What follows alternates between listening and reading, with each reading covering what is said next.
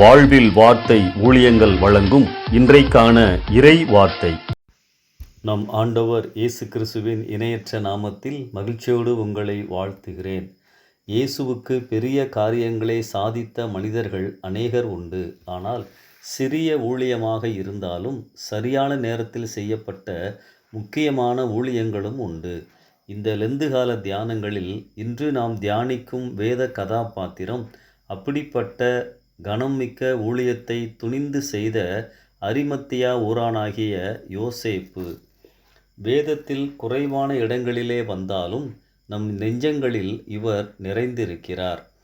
இயேசுவின் மரித்த சரீரத்தை சுமந்தவராக நமக்கு இவர் அறிமுகமாகிறார். மத்தேயு 27 அதிகாரம் 57 வசனம் முதல், மார்க்கு 15 அதிகாரம் 43 வசனம் முதல், லூக்கா 23 அதிகாரம் 50 வசனம் முதல் இருக்கின்ற பகுதிகளில் இவரை குறித்து நாம் அறிந்து கொள்ளலாம். முதலாவதாக, நித்திய தரிசனத்தோடு வாழ்ந்த யோசேப்பு. தேவனுடைய ராஜ்யம் வர காத்திருந்தவர் என வாசிக்கிறோம். நாம் இந்த உலகில் வாழ்ந்தாலும் பரலோக வாழ்க்கைக்காக வாழ்கிறோம் என்பதை நாம் மறந்துவிடக்கூடாது. இரண்டாவது, இயேசுவின் சீஷனும் உத்தமனும் நீதிமானுமாயிருந்த யோசேப்பு. ஓர் உண்மையான கிறிஸ்தவனாக யோசேப்பு வாழ்ந்திருந்தார். இயேசுவின் சீஷன் என்றால் உத்தமனாக, கடவுளுக்கு ஏற்புடையவராக காணப்பட வேண்டும். மூன்றாவதாக, யூதர்களின் பக்கம் சாயாத யோசேப்பு. யூதர்களின் ஆலோசனைக்கும் செய்கைகளுக்கும் சம்மதியாமல் வாழ்ந்தவராக யோசேப்பு இருந்தார். ஊரோடு ஒத்துப்போகாமல், அதாவது தவறான காரியங்களுக்கு துணை நில்லாமல் தைரியமாக தனித்து நின்றார். எந்த காரியத்திலும் சமரசம் செய்யவில்லை. நான்காவதாக, பிறருக்கு ஆலோசனை சொல்பவராக தைரியமாக இருந்தவராக யோசேப்பு.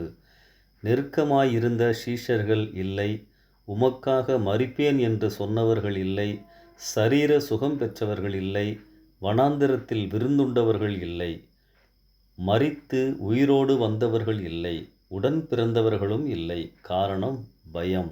ஆனால் இந்த யோசேப்பு துணிந்து இயேசுவின் சரீரத்தை கேட்டு வாங்கி அடக்கம் பண்ணுகிறார்.